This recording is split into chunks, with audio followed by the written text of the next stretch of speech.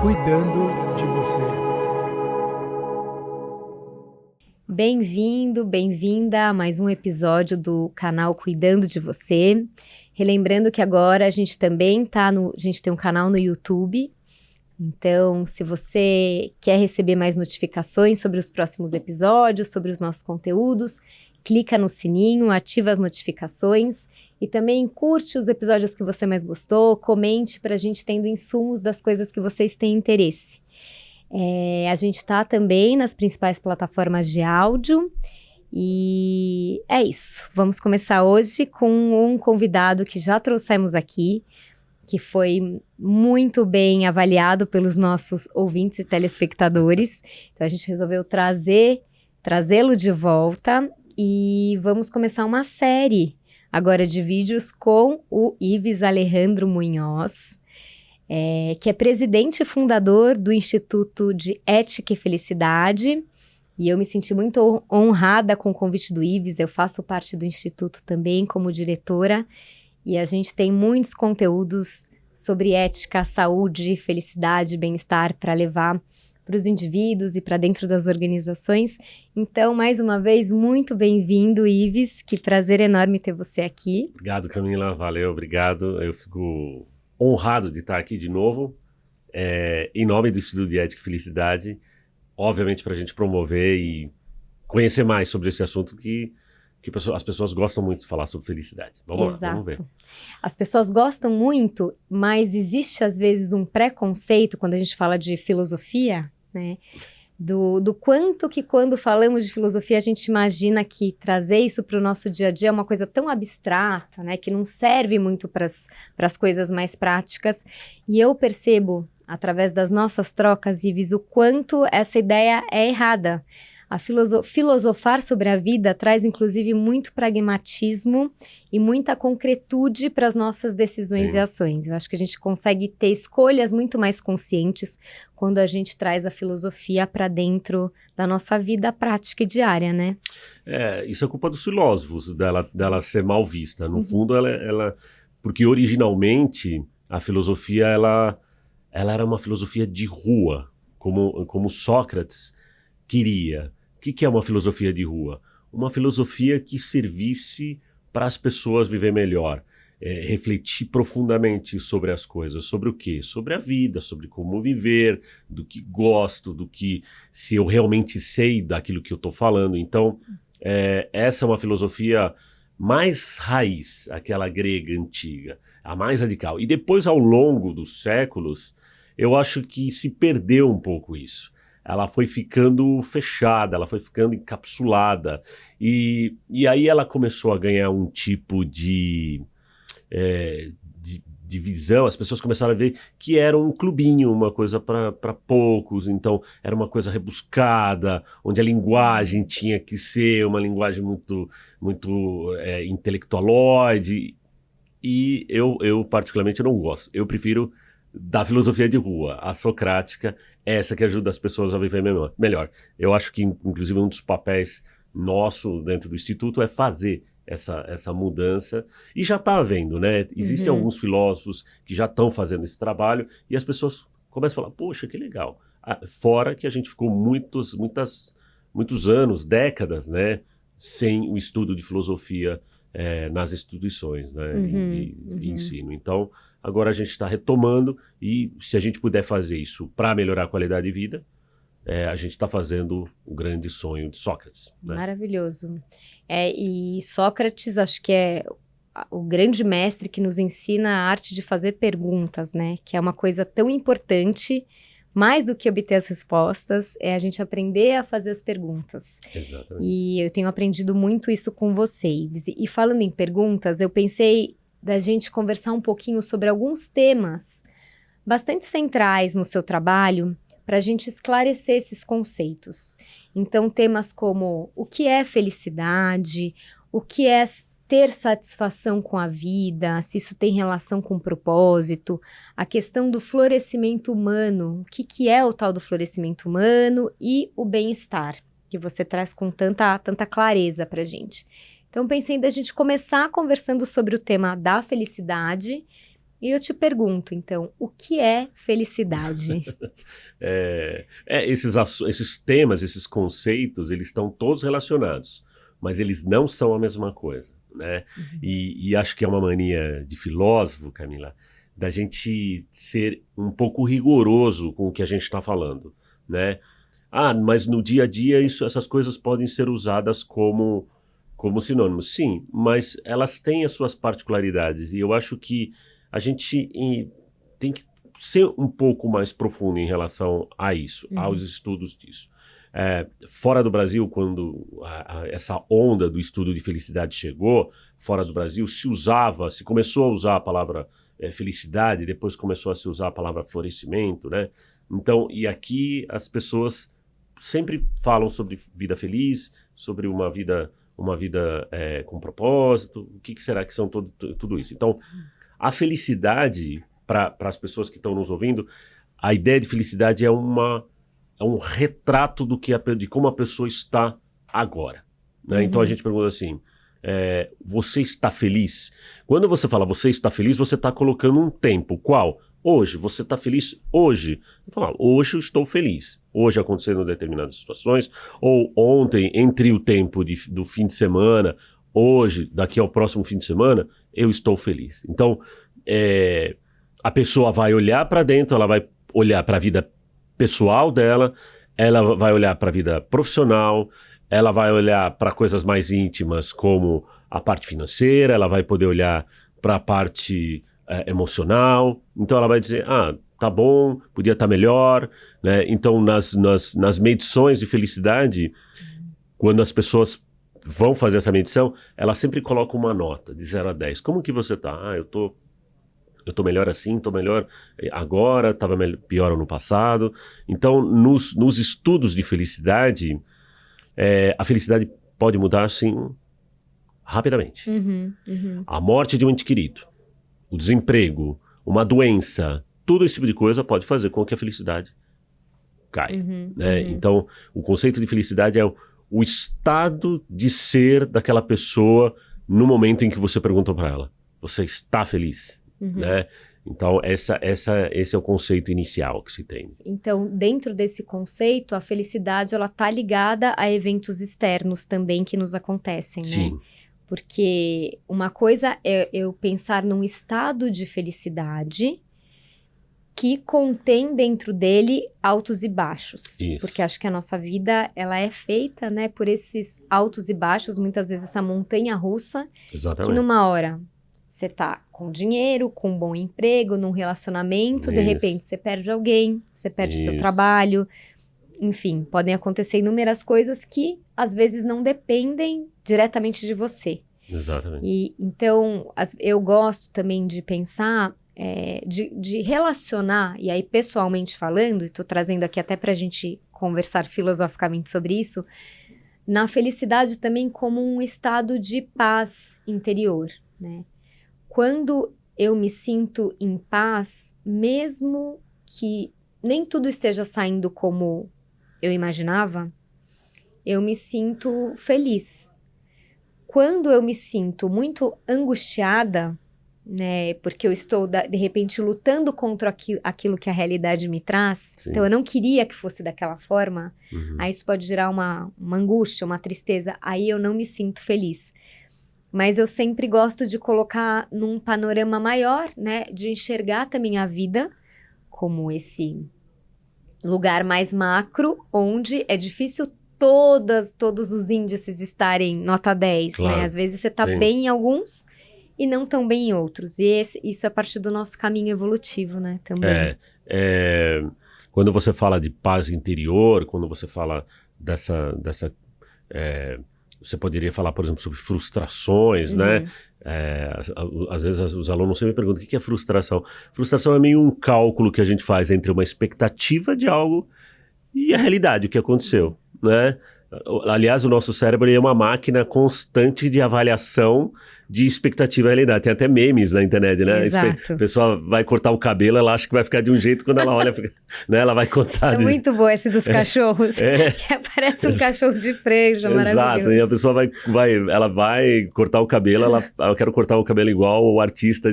Quando ela olha, com expectativa versus realidade. Então, o nosso cérebro ele é uma máquina de fazer constantes avaliações. Quando a expectativa supera a realidade, eu vou ter lá um disparo de dopamina, eu vou ter uma sensação de prazer e tal. Quando não, ou quando a expectativa foi alcançada, ou quando ela estava abaixo, né, da expectativa, aí você tem uma frustração. Como nós somos uma sociedade, Camila, que preza demais pela expectativa, muito. Os tombos de frustração são enormes. Então, muitas pessoas vão dizer, realmente, a felicidade, ela tem a ver com uma paz interior, e ela é um dos pilares da felicidade, é o bem-estar emocional. E isso que você está falando, isso vai por esse lado emocional e também por um outro bem-estar que a gente chama de bem-estar existencial. Perfeito. Né? Claro que quanto mais coisas eu coloco para ser feliz, mais eu tenho que correr atrás e, claro, mais energia eu vou ter que colocar em cima disso. Por isso que muitas tradições religiosas e filosóficas dizem assim, olha, cuidado quando você quer muita coisa. Quanto mais coisas você quer, maior a chance de você conseguir ou não conseguir e se frustrar. Então, menos aí, né, usando os menos é mais dos cozinheiros, né? Nossa, menos dos chefes de cozinha, não cozinheiros, chefes de cozinha. Né? Menos é mais às vezes. Então, se eu ponho menos pilares para sustentar a minha felicidade, talvez eu me frustre menos. Mas cada um de nós sabe quantos pilares. Tem pessoas que vão colocar muitos pilares para ser feliz. Então, corra atrás dele. Tem pessoas que preferem colocar menos. Tem pessoas que colocam muitos pilares quando são mais jovens. E à medida que vão ficando mais velhos, elas vão percebendo que alguns pilares não são mais necessários. E aí você vai colocando menos pilares para sustentar. Então, por isso que a felicidade é tão subjetiva. Por isso que ela muda de pessoa para pessoa. Né? Tem pessoas que o bem material é muito importante. Para outras, a família é mais importante. Para outras, o corpo é muito importante. Para outros, a alimentação talvez seja mais importante. Para outra, a espiritualidade talvez seja importante. Para outros, o propósito, e assim vai. Então, a lista é grande, a gente vai ter bastante papo. É bem grande. E agora eu me lembrei, eu estou fazendo um curso com um médico, um curso muito interessante do Dr. Carlos Veiga. Ele fala de coerência bioemocional, mas como eu estou no começo do curso, eu vi uma aula dele falando do nosso ser biológico, né, da nossa biologia. E que hoje em dia é muito fácil a gente confundir necessidade com desejos, né? Porque necessidade é aquilo que a gente precisa para sobreviver, assim como os animais. Então é o que você falou, a gente precisa de ar para respirar, a gente precisa de água para se hidratar, a gente precisa de sono, porque se a gente não dormir, a gente também morre. E eu descobri que a gente não consegue ficar, acho que mais do que 10 dias sem dormir, senão o ser humano morre também. E o sono vem até antes da alimentação. A nutrição vem em quarto lugar. Depois eu não lembro a ordem exata, mas até entra a questão das relações, né? Então, a gente vai depois destrinchar os bem-estares, os 7 tipos, e a gente fala um pouquinho disso. Mas eu me lembrei dessa fala dele. Então, antigamente, né, lá nos primórdios, a gente tinha necessidades. Isso. E o ser humano, hoje em dia, confunde muito desejos com necessidades. E essa lista de desejos, ela é infinita. Infinita. Então, essa tal da felicidade vai ficando cada vez mais distante. Porque não dá para fazer o checklist completo. Né? Então, aliás, a nossa sociedade, do jeito que ela é montada, ela é uma sociedade que está sempre fazendo as pessoas desejarem. Você entra num shopping, até uma vez eu fiz uma provocação com os meus alunos, eu falei, eu duvido você entrar num shopping, dar uma volta ali de meia hora, 40 minutos, sair sem comprar nada, nenhuma água, nada. Que sensação que você sente? Uma sensação de agonia. O shopping center e a nossa modernidade, ela foi feito como uma máquina de produzir desejos. Aliás, existem transtornos mentais onde as pessoas compram compulsivamente coisas sem precisar ter. Então, nós somos uma sociedade que coloca que as pessoas têm que tá sempre desejando. Somos seres desejantes o tempo todo. Agora, quando você consegue aquilo que você desejou, beleza, aí você tem lá um estado de ânimo, né, de dopamina, mas depois de um tempo você quer outro desejo, e depois um outro desejo, e aí infinito. Né? Então a gente não tem que desejar nada? Não, eu não disse isso. Eu disse que você tem que ter uma certa educação para desejar. Nós não somos educados para desejar. Nós somos simplesmente seres que estamos desejando o tempo todo. Perfeito. Né? O Epicuro, né, um filósofo antigo, ele vai dizer assim, que né, ele com uma visão bastante radical, ele vai dizer, olha, na verdade a gente precisa de poucas coisas para ter uma boa vida. Eles não usavam a palavra felicidade, né? Eles usam a palavra boa vida, né? Boa vida.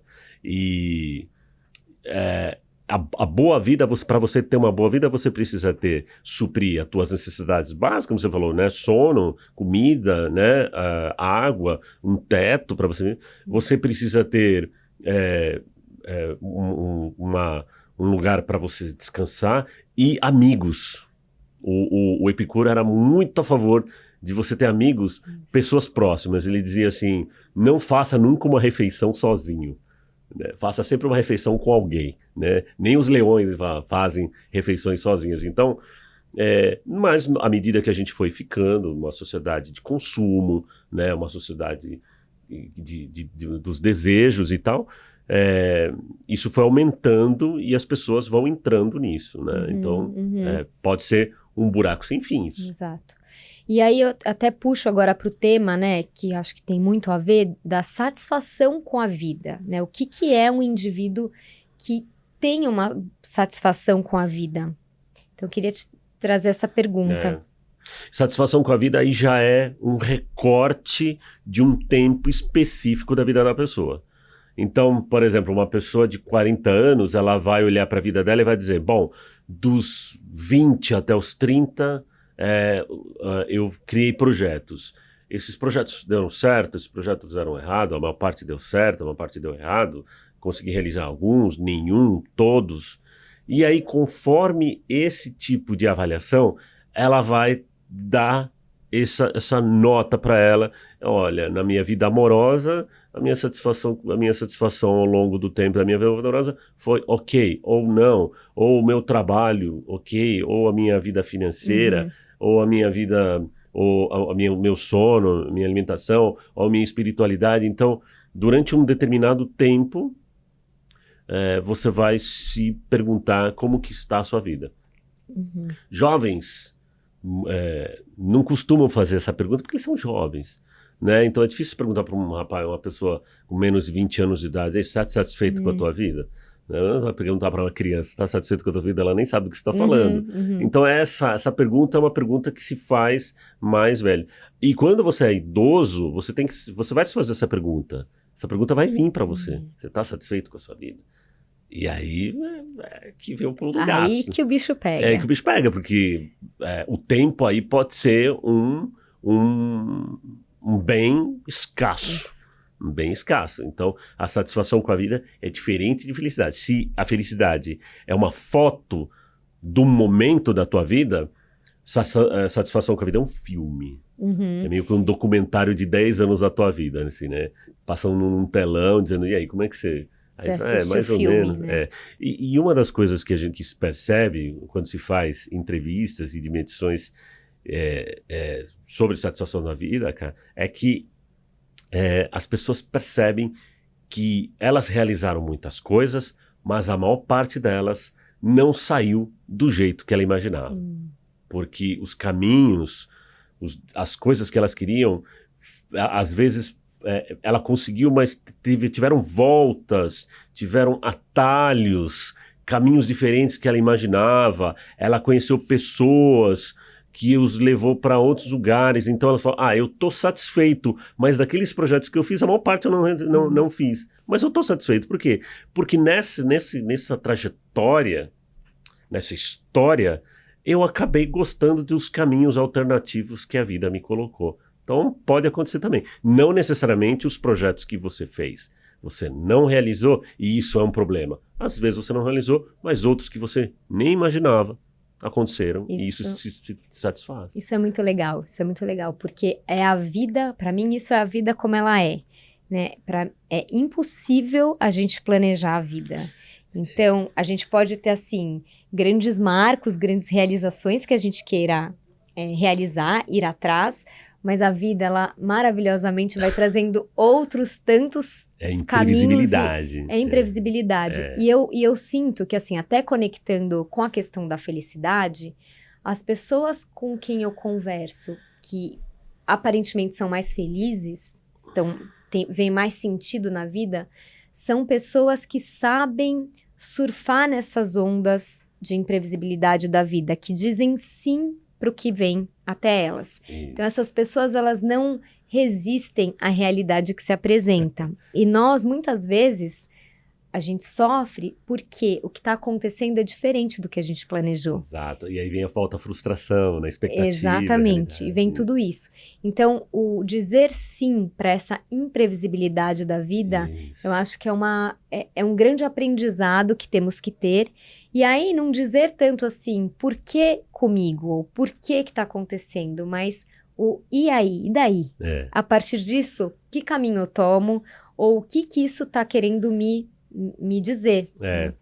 Pode ser uma bênção, pode ser um livramento. E você usou uma palavra que eu gostei muito, que foi a onda, né? Assim, surfar. Eu nunca surfei, cara. Não, eu já tentei. Não, e eu tenho 2 metros de altura, eu não vou ficar nunca de pé numa prancha fininha, entendeu? Mas eu acho tão bonito o esporte, o surf, não pelo esporte, mas pelo que ele é.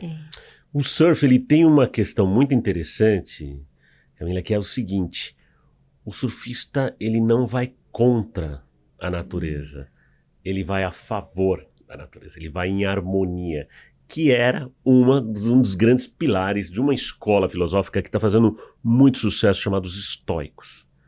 Os estoicos é uma escola filosófica que tem voltado assim com uma força total, a quantidade de livros, a quantidade de vídeos, documentários e tal que tem aparecido.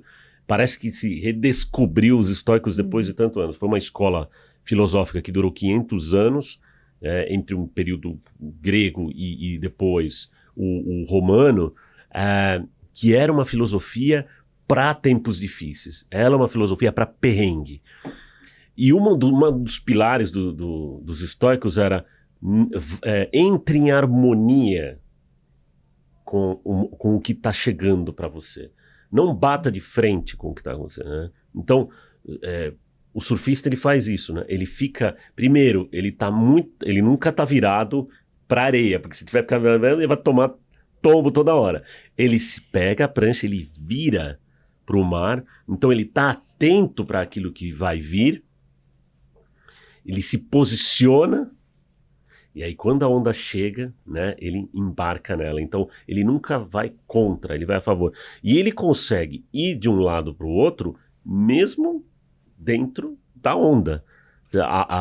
Por mais que a onda esteja indo numa direção, ele consegue se deslocar de um lado para o outro, né? Então a gente tem uma certa liberdade, mas às vezes a gente vê muita gente sofrer porque ela vai contra a onda, né? Contra aquilo que tá aparecendo, né? Então, eu gostei quando você falou dessa que para mim vem essa palavra harmonia, que é uma palavra muito forte para os estoicos. Eu acho perfeita essa analogia mesmo com o surf, porque o surfista, ele tem que estar também num estado de presença no aqui e agora, que é absurdo. Assim como também acho que grandes esportistas, grandes artistas, quando estão imersos na sua arte ou no seu esporte, eles até se confundem com aquilo que eles estão fazendo. Então, o surfista e a onda viram uma coisa única e entram naquele estado que a gente chama de estado de flow. Exato. E depois, quando você conversa com essas pessoas, elas não têm muito noção nem de quanto tempo passou, porque elas estão tão imersas, né, dentro daquele... E eu acho que é muito isso mesmo, a gente aprender a não oferecer resistência para o que nos é apresentado enquanto realidade. E isso quem me ensinou muito também a fazer foi uma professora chamada Byron Katie, que foi um curso que eu fiz na Califórnia, foi uma imersão bastante potente, E a Byron Katie, ela tem um método de investigação do pensamento para ajudar a gente a desconstruir as crenças que estão gerando sofrimento. E basicamente, na raiz do método, tá isso. Você não pode negar a realidade, porque a realidade, ela simplesmente é. E se ela está acontecendo, é porque não existe nada além dela para acontecer. É aquilo. Sim. Então, a partir daí, a gente toma as decisões. Mas tem todo um contexto por trás que eu acho que entra até uma questão de fé ou de uma crença maior de que o universo, Deus, ou seja lá o nome que a gente queira dar para essa consciência aí infinita, ela está sempre agindo a nosso favor. Se a gente parte dessa crença, a gente consegue aceitar com menos resistência, né? Versus a gente acreditar que está acontecendo por uma punição, porque a gente é culpado de algo ou porque a gente é vítima de algo. Sim. Então, eu sempre ponho isso. E só para complementar uma coisa que você falou sobre o sentido da vida, que você falou que a satisfação com a vida, desculpa, que diferentemente da felicidade, que é uma foto, a satisfação avalia um período, né? Eu me lembrei muito dos setênios do Rudolf Steiner, da antroposofia, que é um trabalho que a gente até aplica lá no Instituto Illumine com os jovens. O Illumine é um instituto que faz promoção de saúde mental para jovens em situação de vulnerabilidade socioeconômica, e eu tô no instituto junto com uma parceira, a Débora, e o Ives também é um dos parceiros que nos ajudou a construir aí o instituto. E um trabalho que a gente faz com os jovens é esse dos setênios, que é onde esses jovens têm a partir de 14 anos para cima, né? Mas a gente pega mais ensino médio, para eles olharem do 0 aos 7 anos, dos 7 aos 14, dos 14 a 21, e entenderem que desafios eles superaram durante esse período e quais foram as conquistas, né? Porque aí eles se empoderam muito mais dos talentos que eles têm, da força que eles têm para estarem hoje onde eles estão. E segundo o Rudolf Steiner, a cada setênio, cada bloco de 7 anos da nossa vida, mudam os objetivos, o propósito do nosso corpo e da nossa alma. Então, por isso que acho que conforme a gente vai envelhecendo também, ficando mais maduros aí, o sentido muda um pouco, né? Às vezes o que a gente dava importância na juventude não faz mais tanto sentido mesmo, porque aí é algo mais para a alma do que para o corpo em si. Né? Exatamente. E assim, aquele famoso filme do Tom Hanks, né, Náufrago, ele é um filme sobre o estoicismo, né? Bom, eu vou dar spoiler, porque quem não assistiu o Náufrago a essa altura do campeonato nem merece um spoiler, mas tem uma cena que ele tá ali com a toalha ali enrolada no pescoço, falando pro amigo. Ele falou: quando eu achei que eu ia perder tudo, chegou lá uma placa de plástico na ilha, e foi essa placa de plástico que foi trazida pelo oceano, pelo mar, que eu consegui fazer uma jangada, que eu consegui sair da ilha, que eu consegui voltar. Só que quando ele voltou, ele perdeu lá a esposa, né, que ele tinha. Óbvio, a esposa não ficou parada no tempo, ela continuou. E aí ele fala pro amigo, ele falou: a única coisa que eu posso fazer agora é esperar e ver o que o oceano vai me trazer. Né? Então, muito lindo essa parte. É um filme maravilhoso, é um filme maravilhoso. Vira e mexe, eu pego, assim, às vezes eu tá passando, eu paro para assistir, e é isso, assim, muitas vezes as pessoas não estão atentas ao que tá aparecendo, as pessoas que estão próximo, as situações que estão aparecendo, né? E é isso que você colocou. O surfista, eu duvido, né? A impressão que eu tenho é que eu duvido que quando ele tá ali, que a onda tá chegando, ele tá pensando no ovo cozido, ele tá pensando, não, ele tá ali porque é a hora que ele tem que estar com o seu foco em alta para conseguir subir na onda. Então, para quem faz surf, é um exercício filosófico muito bacana. Continue fazendo. Muito mesmo. Bom, então a gente falou aqui um pouco do que é felicidade, do que é satisfação com a vida, e aí tem um outro tema que é o florescimento humano. E o florescimento humano, o que é? Florescimento humano é um termo que se usa muito fora do Brasil, né? Florescimento, eu adoro esse termo, florescimento humano. Então, se a felicidade é uma foto, satisfação da vida é um vídeo, florescimento humano é a nossa primavera. É a nossa potência, como nós estamos para nos realizar, né? O florescimento humano é um termo que eu gosto porque ele coloca de que a pessoa, ela vai estar sempre em direção, em busca das suas potencialidades. O ideal de construção e de crescimento pessoal é que nós estivéssemos florescendo, né? Não existe no termo florescimento humano estar pronto. Ou seja, você está sempre florescendo. Tem épocas que as pessoas florescem mais, tem épocas que as pessoas florescem menos, quando elas estão querendo novos projetos, elas estão em busca de outras primaveras, né? Florescimento não tem a ver muito com o tempo da pessoa, se ela é jovem, se ela é mais madura, não, tem a ver com a quantidade de coisas que você se coloca para você fazer. E eu sei que você estuda muito significado e propósito, que é um tema riquíssimo. Ele é o florescimento. O florescimento humano, ele existe quando eu me coloco propósitos, quando eu dou sentido. E você sabe melhor do que eu, Camila, que é muito difícil as pessoas acordarem de manhã e fazerem algo se elas não tiverem um propósito. Sim. Às vezes os propósitos não são tão incríveis e maravilhosos como a gente gostaria. Existem propósitos que são muito simples, existem propósitos que são mais robustos, alguns que são de curto prazo, alguns que são a longo prazo. Mas eu acho pouco provável que se faça alguma coisa sem propósito. As pessoas não costumam gostar muito de fazer as coisas só de maneira protocolar, né? Então eu vou me casar só para estar casado. Eu vou trabalhar só para... Claro que a gente tem que pagar os nossos boletos. É lógico que a gente tem que encher a geladeira para o filho ter o que comer. Mas existe alguma coisa que deveria estar ali na agenda que é maior que tudo isso. Então, o florescimento humano... todas as vezes que eu falo de florescimento humano, me vem um campo de girassol, assim, sabe? Lindo. Que é, assim, aquele lugar onde o girassol se vira pro sol, assim, sabe? Em direção, em busca de algo, né? Então, eu como professor há 25 anos, eu sempre acho e achei e continuo achando que uma escola e a educação deveria ser toda a educação formal, do infantil, passando pelo fundamental, pelo ensino médio e até o superior, ela deveria ser uma educação para o florescimento humano. Ela deveria ser uma educação em pró dessas buscas que as pessoas deveriam ter. Eu acho que o propósito e o significado...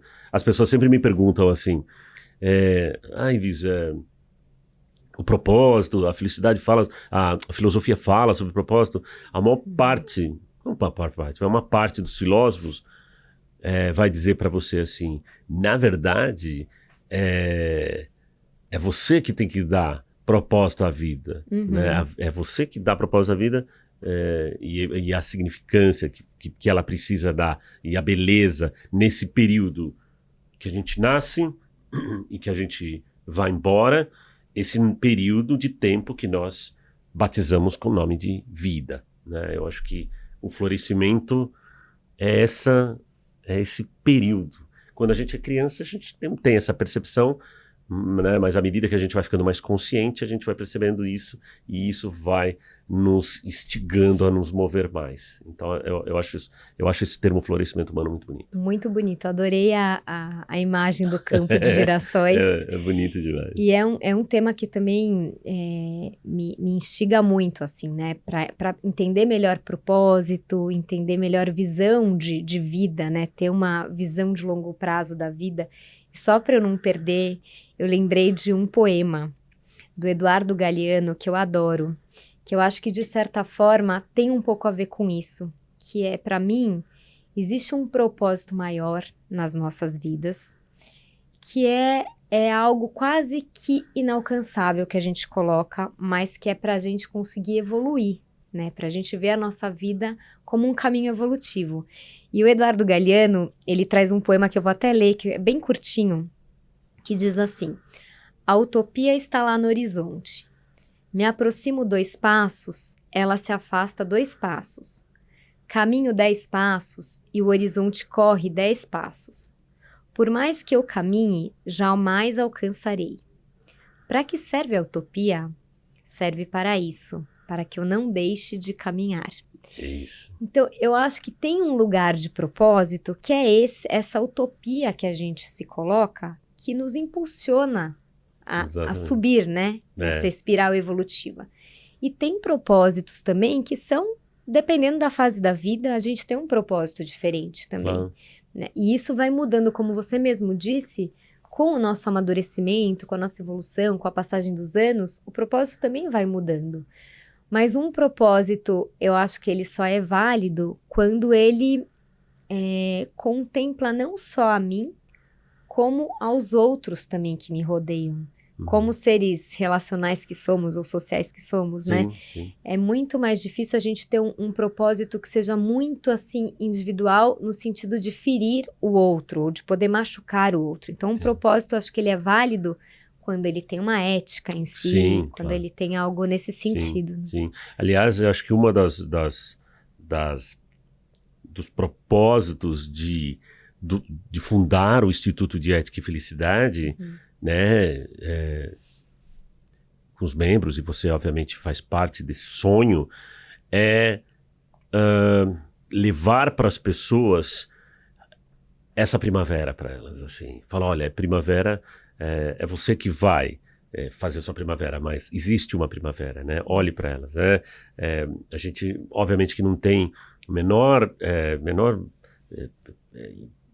a gente não tem o propósito de dizer para as pessoas como elas têm que viver. A gente vai dizer quais são os pilares que costumam aparecer nas pessoas felizes. Se você quiser ser feliz, se você quer ter uma satisfação com a vida, se você quer florescer, esses são os bem-estares. Aí, o resto, obviamente, vai ser decidido por você, né? Para onde você... Puxa, mas eu tenho que... É um esforço, é um esforço pessoal, né?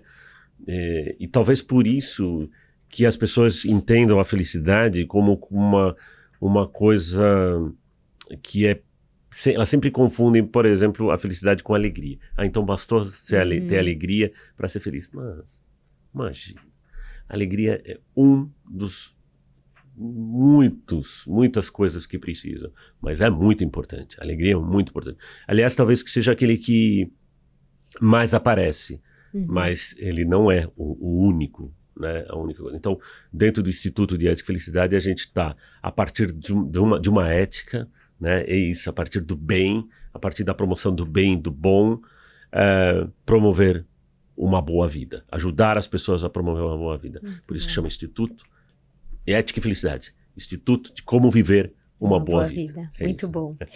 E antes da gente entrar no bem-estar, para a gente fechar esse episódio, eu pensei também agora aqui que para a gente trabalhar propósito, muitas vezes a gente fala de talentos, né? Por quê? Porque cada indivíduo é único e cada um de nós tem algo para ser colocado, para colocar de si no mundo. Então, acho que a grande também descoberta durante essa vida é o que eu posso colocar no mundo hoje.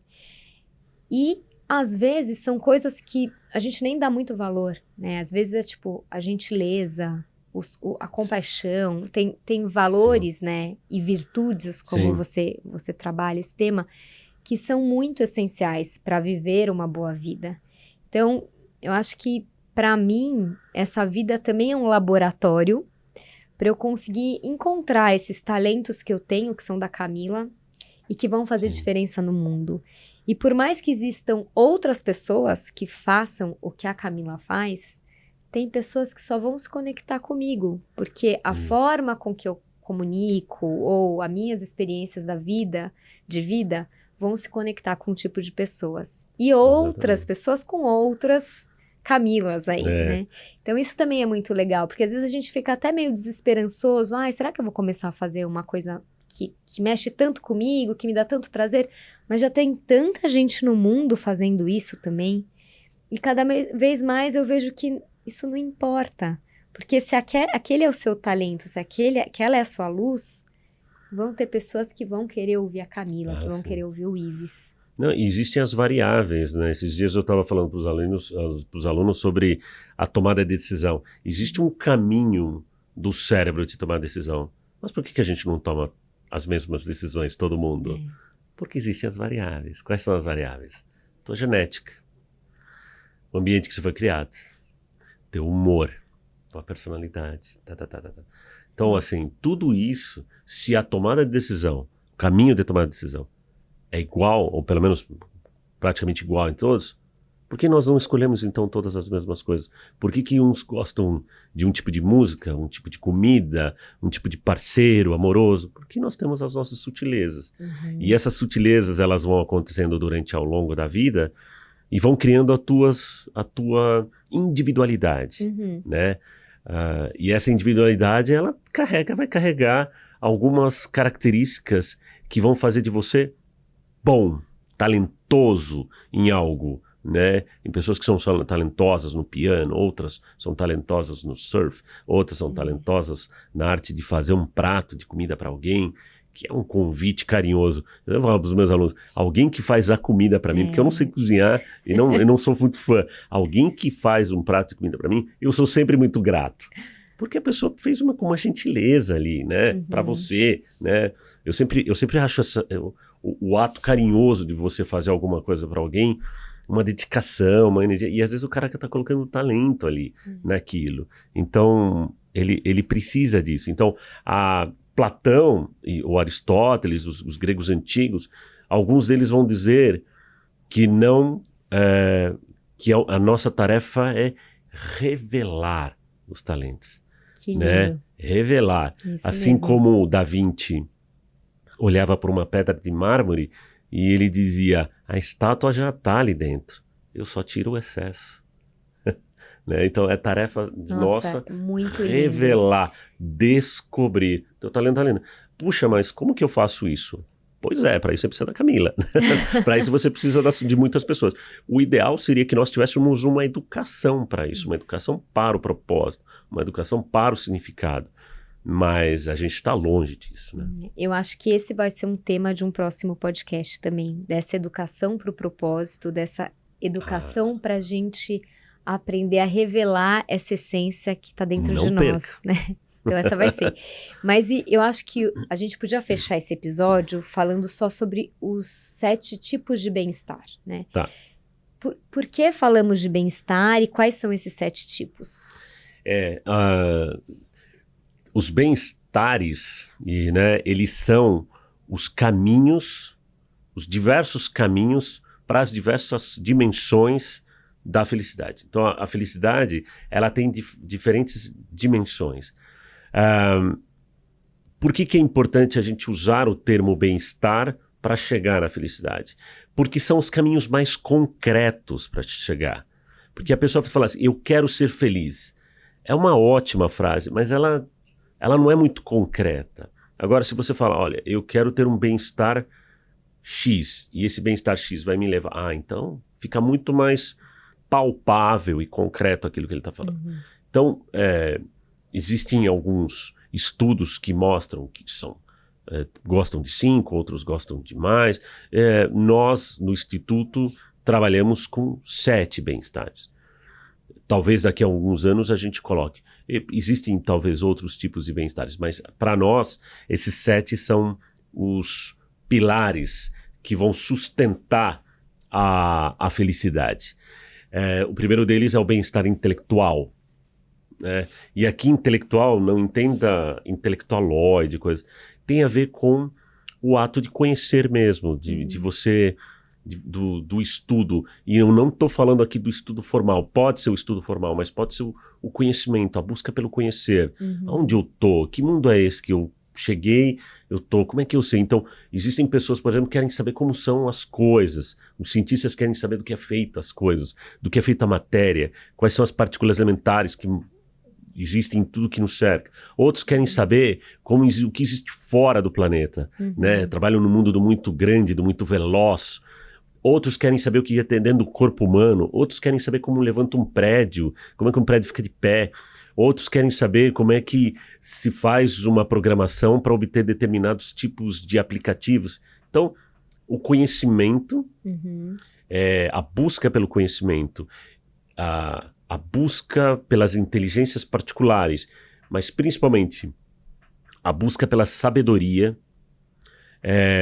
ela tem a ver com esse bem-estar intelectual. Uhum. E o nosso cérebro, ele é muito guloso em relação a isso. Quanto mais a gente lê sobre um determinado assunto que a gente gosta, mais ele quer saber. Quanto mais ele quer saber, mais ele quer ler. Né? Ele fica insaciável de saber, quer conhecer. E aí você vai entrando por terrenos, quando vê... Então a Camila, ela gostava de determinadas coisas, quando vê, ela já está estudando felicidade, ela está estudando propósito.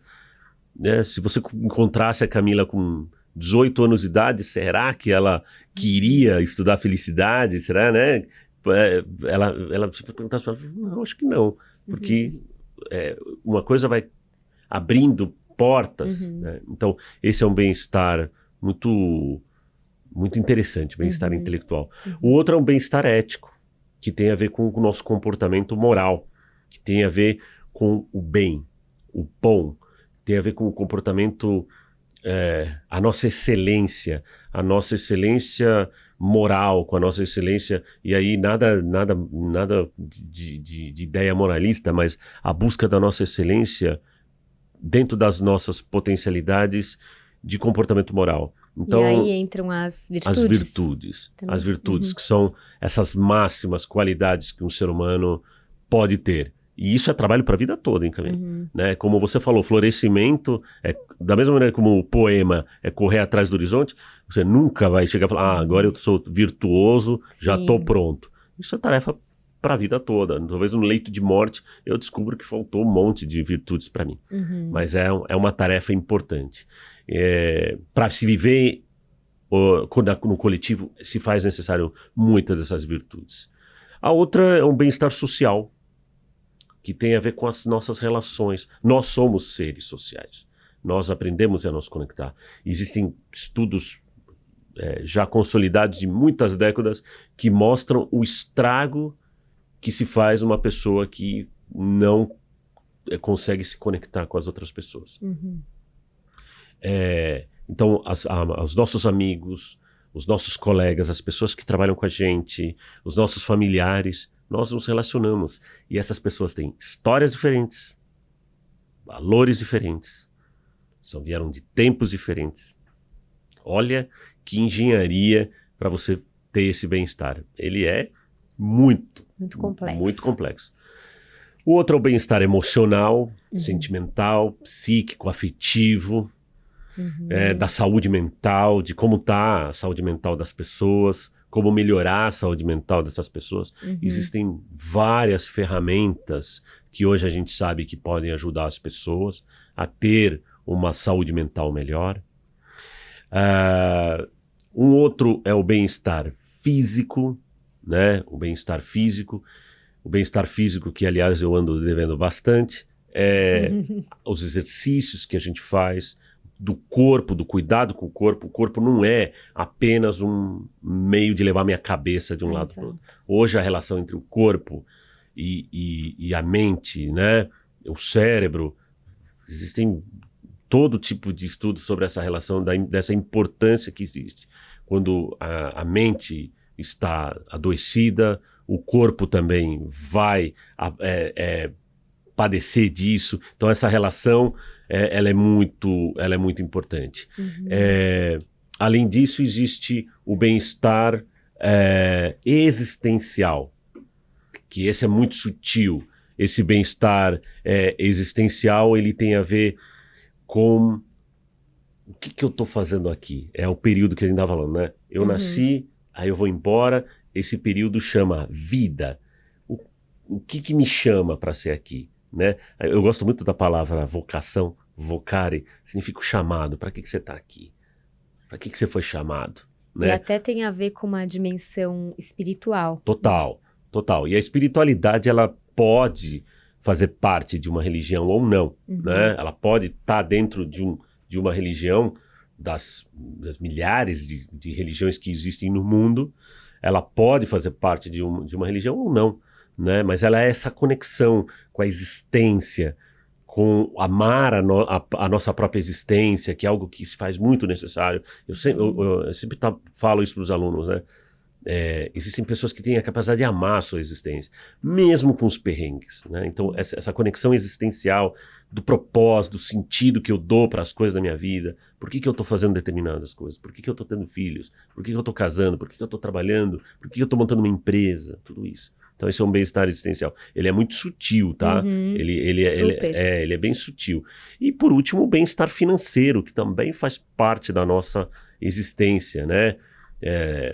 Que tipo de vida eu quero ter, que tipo de renda eu preciso para arcar com as minhas obrigações, que tipo de renda eu preciso ter para me dar os meus prazeres, para ter uma vida confortável para mim, para os meus entes queridos, né? Então, por isso que são todos esses tipos de bem-estar. Existem algumas pessoas que vão atacar alguns bem-estares, outros vão atacar outros bem-estares. E aí vai de cada um. Então, intelectual, o ético, o emocional, o social, o físico, o existencial e o financeiro. Tem mais bem-estares? Claro que tem. Mas esse nos parece, lá no Instituto de Ética e Felicidade, que são os pilares que já ajudariam bastante a pessoa em como viver uma vida boa. Eu acho que nos próximos episódios a gente pode gravar por bem-estar. Então, acho que você vai gostar de assistir e a gente vai aprofundando em cada um desses 7 bem-estares. Não perca. E aí eu vou combinar com o Ives pra gente fazer essa série. E aí o Serginho vai estar aqui com a gente, porque hoje, infelizmente, ele não pôde estar. Ele ficou super chateado, porque ele adora os papos com o Ives. Mas nos próximos ele estará e a gente fará aqui um trio para conversar sobre esses 7 tipos de bem-estares. Isso. Ives, acho que foi ótimo o nosso encontro hoje. Já? Já, infelizmente, assim, eu recebo umas ordens aqui que é assim, gente, não deixa passar tanto tempo. Eu nem sei quanto tempo a gente ficou gravando, 50 minutos, era pra parar no 40, mas é impossível. Que é tão bom esse papo, a gente vai, né, tendo insights e fluindo aqui. E perdoem os filósofos, o filósofo é assim, né? O filósofo vai se perdendo nas coisas. Mas nos próximos a gente tenta também fazer episódios de, como são 7, né, níveis, a gente faz de 30 minutos de repente. Mas eu acho que ficou bastante claro, né? Super. Assim, a felicidade é aquela foto, satisfação de vida é aquele vídeo, né? O florescimento, aquela primavera, e o bem-estar, os caminhos, as nossas trilhas. Fechou com chave de ouro. Ficou bonito, né? Ficou lindo. Legal. Veio agora, tá? E vou ficar com essa imagem do campo de girassóis, que eu achei muito eu nunca fui no campo de girassol, mas eu quero ir um dia. A gente vai. A minha cunhada tem uma foto dentro dela, acho lindo. Gravaremos, quem sabe, um episódio lá. Obrigada a você que nos acompanhou até aqui. E logo, logo, mais um episódio no canal Cuidando de Você.